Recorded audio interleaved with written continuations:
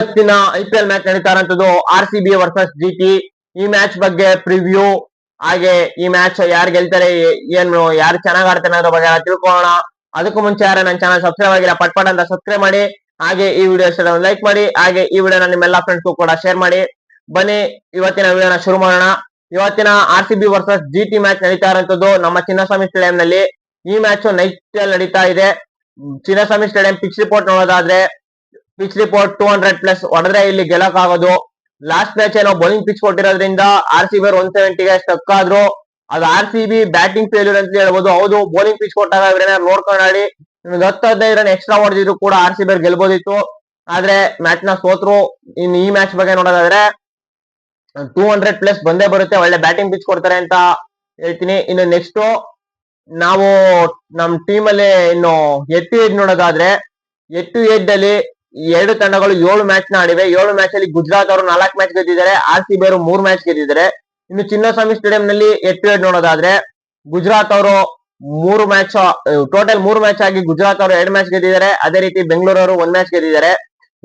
Totally head ನೋಡೋದಾದ್ರೆ ಗುಜರಾತ್ ಅವರು dominate ಮಾಡಿದ್ದಾರೆ. ಬಟ್ ಈ ಸಲ ಕತೆ ಆಗಿಲ್ಲ.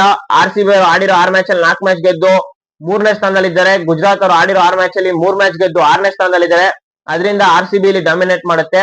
ಇನ್ನು ಎರಡು ಟೀಮ್ ನ ಪ್ಲೇಯಿಂಗ್ ಲೆವೆನ್ ನೋಡೋದಾದ್ರೆ ಯಾವುದೇ ರೀತಿ ಚೇಂಜಸ್ ಇರಲ್ಲ. ಲಾಸ್ಟ್ ಮ್ಯಾಚ್ ಎಲ್ಲಾ ಪ್ಲೇಯರ್ಸ್ ಕೂಡ ಚೆನ್ನಾಗಿ ಆಡಿದ್ದಾರೆ. ಅದರಿಂದ ಅದೇ ಪ್ಲೇಯಿಂಗ್ ಲೆವೆನ್ ಇರುತ್ತೆ ಅಂತ ಅನ್ಕೊಂಡಿದೀನಿ. ಇನ್ನು ನೆಕ್ಸ್ಟ್ ನನ್ನ ಪ್ರೆಡಿಕ್ಟ್ ನ ನೋಡೋದಾದ್ರೆ ಈ ಮ್ಯಾಚ್ ಅಲ್ಲಿ ಗುರು ಪಕ್ಕಾ ಹೇಳ್ತಾ ಇದೀನಿ, ಫಿಲ್ ಸಾಲ್ಟ್ ಮತ್ತು ವಿರಾಟ್ ಕೊಹ್ಲಿ ಇಂದ 100 ರನ್ ಪಾರ್ಟ್ನರ್ಶಿಪ್ ಓಪನಿಂಗ್ ಬಂದೇ ಬರುತ್ತೆ. 100 ರನ್ ಪಾರ್ಟ್ನರ್ಶಿಪ್ ಬರುತ್ತೆ. ವಿರಾಟ್ ಕೊಹ್ಲಿ ಅವರು 70 to 80 ರನ್ ಹೊಡಿತಾರೆ. ಅದೇ ರೀತಿ ಇನ್ನು ಈ ಮ್ಯಾಚ್ ಅಲ್ಲಿ ಜಿತೇಶ್ ಶರ್ಮಾ ಅವ್ರಿಗೆ ಬ್ಯಾಟಿಂಗ್ ಸಿಗೋ ಚಾನ್ಸಸ್ ಕಡಿಮೆ. ಸಿಕ್ಕ್ರೆ ಜಿತೇಶ್ ಶರ್ಮಾ ಅವರಿಂದ ಒಂದು 30+ ಒಳ್ಳೆ ಸ್ಟ್ರೈಕ್ ರೇಟ್, 250+ ಸ್ಟ್ರೈಕ್ ರೇಟ್ ಒಂದು 30+ ಬರುತ್ತೆ ಅಂತ ಹೇಳ್ತೀನಿ. ಇನ್ನು ನೆಕ್ಸ್ಟ್ ಇನ್ನು ಗುಜರಾತ್ ಕಡೆ ಬ್ಯಾಟಿಂಗ್ ನೋಡೋದಾದ್ರೆ ಸಾಯಿ ಸುದರ್ಶನ್ ಕಡೆಯಿಂದ ಒಂದು 50 ಬರ್ಬೋದು. ಜಾಸ್ ಬಟ್ಲರ್ ಕೂಡ ಚೆನ್ನಾಗ್ ಆಡ್ಬೋದು. ಇನ್ನು RCB ಬೌಲಿಂಗ್ ನೋಡೋದಾದ್ರೆ ಲಾಸ್ಟ್ ಮ್ಯಾಚ್ ಬೆಂಕಿ ಬೌಲಿಂಗ್ ಮಾಡಿದ್ರು. 170 ನ ಡಿಫೆಂಡ್ ಮಾಡ್ಕೊಂಡು ಲಾಸ್ಟ್ ಓವರ್ ಅವ್ರಿಗೆ ತಗೊಂಡೋಗಿರೋ. ಲಾಸ್ಟ್ ಓವರ್ ಒಂದು ಬ್ಯಾಡ್ ಡೇ ಅನ್ನೋ ರೀತಿ ರಮಾರೇಶ್ ಚಪಾಳ್ ಅವರು ಬೌಲಿಂಗ್ ಅಲ್ಲಿ 15 ರನ್ ಹೊಡ್ಸ್ಕೊಂಡ್ರು. ಅದರಿಂದ RCB ಸೋಲ್ತು. ಆದ್ರೆ ಈ ಮ್ಯಾಚ್ RCB ಟೀಮ್ ಅಲ್ಲಿ ಭುವನೇಶ್ವರ್ ಕುಮಾರ್ ಮತ್ತು ಹೇಜಲ್ವುಡ್ ಅವರು ಒಳ್ಳೆ ಬೌಲಿಂಗ್ ನ ಮಾಡ್ತಾರೆ. ಒಳ್ಳೆ ಬೌಲಿಂಗ್ ಮಾಡೋದ್ರಿಂದ RCB ಈ ಮ್ಯಾಚ್ ನ ಬೌಲಿಂಗ್ ಗೆಲ್ಲುತ್ತೆ. ಇನ್ನು ನೆಕ್ಸ್ಟ್ ಗುಜರಾತ್ ಕಡೆ ಬೌಲಿಂಗ್ ಯಾರು ಚೆನ್ನಾಗ್ ಮಾಡ್ಬೋದು ಅಂದ್ರೆ ನಮ್ ಮಿಯಾ ಸಿರಾಜ್ ಮತ್ತು ಪ್ರಸಿದ್ಧ ಕೃಷ್ಣ ಇಬ್ರು ಕೂಡ ಬೌಲಿಂಗ್ ನ ಚೆನ್ನಾಗ್ ಮಾಡ್ತಾರೆ ಗುಜರಾತ್ ಕಡೆ.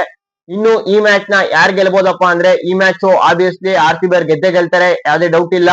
ಒಳ್ಳೆ ಡಾಮಿನೇಟಿಂಗ್ ವಿಕ್ಟರಿ ಕೂಡ ಮಾಡ್ತಾರೆ. ಇದಾಗಿತ್ತು ಇವತ್ತಿನ ನನ್ನ ಪ್ರೆಡಿಕ್ಷನ್. ನಿಮ್ ಪ್ರೆಡಿಕ್ಷನ್ ಏನಂತ ಕಮೆಂಟ್ ಮಾಡಿ. Thank you guys. ಸಬ್ಸ್ಕ್ರೈಬ್ ಮಾಡೋದು ಮರಿಬೇಡಿ.